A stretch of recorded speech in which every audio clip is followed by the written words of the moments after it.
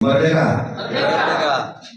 Hadirin yang saya hormati dan tidak bisa saya sebutkan satu persatu. Pertama, saya mengucapkan terima kasih buat saya Feber komunikasi dengan saya untuk ramah dengan ada komunitas yang rindu sama Pak Bupati. Silakan saja saya bilang. Jadi mungkin kalau saya di Jakarta pasti saya siap waktunya. Bapak Ibu saudara-saudara yang saya hormati, saya sebelum melanjut dulu barangkali ada kebetulan saya bawa teman juga ini dari Komnas HAM, Pak Saulin Siagian, beliau ini salah satu komisioner di Komnas HAM, juga sahabat saya dari tim media Ibu Puan Maharani, Pak Marso dan juga Ketua BPMI. Tapi sekarang kita gabung nih kayaknya, ada 01, 02, 03 sudah. Betul ya?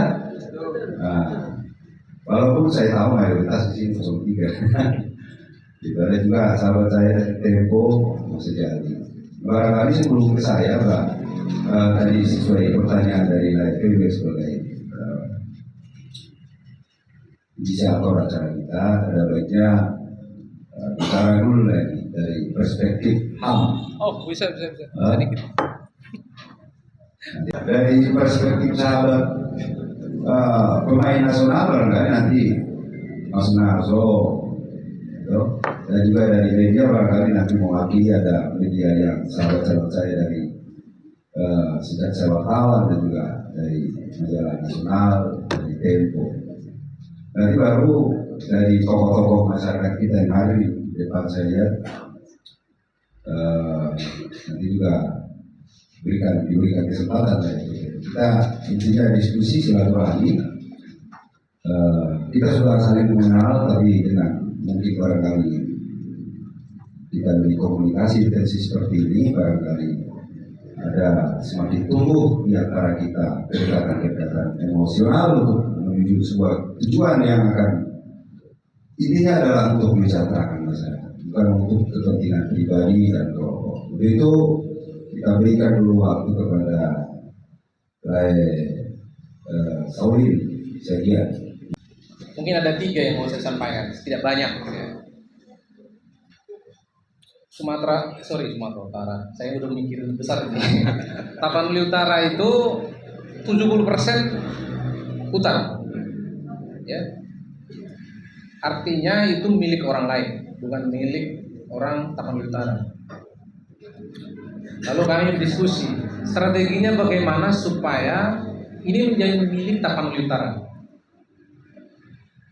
Nah, dalam diskusi itu muncullah tata kelola hutan berbasis masyarakat. Salah satunya hutan adat. Itu hanya salah satu ya. Singkat cerita, saya juga undang beliau ke Komnas HAM ya. Saya nggak cerita soal apa itu hak asasi manusia dan lain sebagainya ya. Langsung aja sorry. Dalam pertemuan kami di Komnas HAM, saya undang beliau untuk ceramah di dalam sebuah forum yang mengundang beberapa kementerian juga. Saat itu ada Wakil Menteri KLHK juga hadir dan dari kementerian-kementerian lain, dan beliau menyampaikan seperti apa pengakuan masyarakat dan hak-haknya di Tapanuli Utara. Nah, singkatnya pada bulan April ini seharusnya Bapak Ibu ada 7 SK hutan adat sudah harus diserahkan kepada masyarakat. Tapi sepertinya terhalang karena Presiden meminta harus beliau menyampaikan. Kemungkinan karena itu informally ya, saya mendapat informasi formal seperti itu dari pihak KLHK. Maaf Pak, kita belum bisa serahkan, tapi nomornya SK-nya sudah keluar. Itu saya kira terobosan novelty yang tidak dimiliki oleh bupati manapun di Indonesia. Dan saya harus sampaikan di sini juga beberapa bupati menolak itu. Apa di Toba, Kabupaten Toba, Bapak Pol Taksitorus, tempat saya, kampung saya itu di Toba, menolak. Itu kekeliruan besar menurut saya. Kenapa keliru? Karena gagal membaca kepentingan masyarakatnya. Gitu. Karena itu, kalau itu hutan negara, itu adalah milik Manggala Bakti di samping Senayan itu. Tapi kalau itu menjadi hutan, itu menjadi milik warganya beliau, gitu.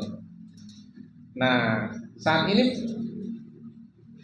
ada lebih dari 10 lokasi hutan adat di Tapanuli Utara. Satu-satunya di Indonesia yang memiliki lebih dari 10 hutan adat. Banyak yang tidak punya, ya. Dan banyak kabupaten Bapak Ibu yang menolak. Dan menurut saya itu luar biasa. Dan kemudian tahun lalu karena prestasi itu, sebenarnya saya mengundang Bapak ini pada sebuah forum internasional di Guangzhou, di Korea Selatan, Human Rights City namanya. Tapi sepertinya 2-3 hari sebelum hari H beliau menunda atau tidak jadi berangkat, ya. Tapi sebenarnya undangannya sudah kita serahkan supaya beliau berikan testimoni bagaimana perlindungan masyarakat bisa dilakukan. Saya kira itu baiknya bisa dicontoh oleh kabupaten-kabupaten lain dalam jangka panjang, bukan urusannya dalam kontestasi ini aja Pak Bupati. Tapi bupati-bupati lain harus meniru itu kalau ingin melihat masyarakatnya sejahtera di level kabupaten. Dalam konteks itu saya kira Pak Nixon berhasil. Lalu hal yang lain saya lihat dari jauh, ya. Pak Nixon juga berhasil membaca apa sih resourcesnya Tapanuli Utara, ya. Jadi pembacaan yang utuh terkait apa yang ada di sana itu menarik. Lahirlah apa yang kita lihat sekarang, Protio. Protio itu novelty-nya luar biasa itu. Itu kayak menantang Agua itu Bapak Ibu. Bayangkan raksasa ditantang dengan Protio. Menang kalah itu soal lain Pak. Tapi menantang sebuah korporasi raksasa yang berbasis di Prancis dengan melahirkan Protio supaya kita meminum sesuatu yang berasal dari belakang rumah kita. Itu tantangan yang luar biasa terhadap kapitalisme global Bapak Ibu. Jadi saya kira itu dari jauh saya memang itu luar biasa. Ada nggak kabupaten di Indonesia ini yang memproduksi sesuatu yang berasal dari sumber dayanya untuk dimiliki dan menjadi sumber kedaulatan air di wilayahnya? Itu luar biasa. Saya nggak tahu bagaimana pengembangan itu ke depan dan apakah itu akan mati, saya juga tidak tahu. Tapi sebagai suatu upaya itu patut saya kira dihargai. Dan dalam konteks itu saya kira Pak Bupati sangat mampu membaca sumber daya dan kekuatan di kabupatennya. Saya kira itu bisa diartikulasi atau diskalability ke ruang yang jauh lebih besar, ya, di level provinsi. Jadi dalam konteks itu Pak Bupati saya sangat apresiasi rencananya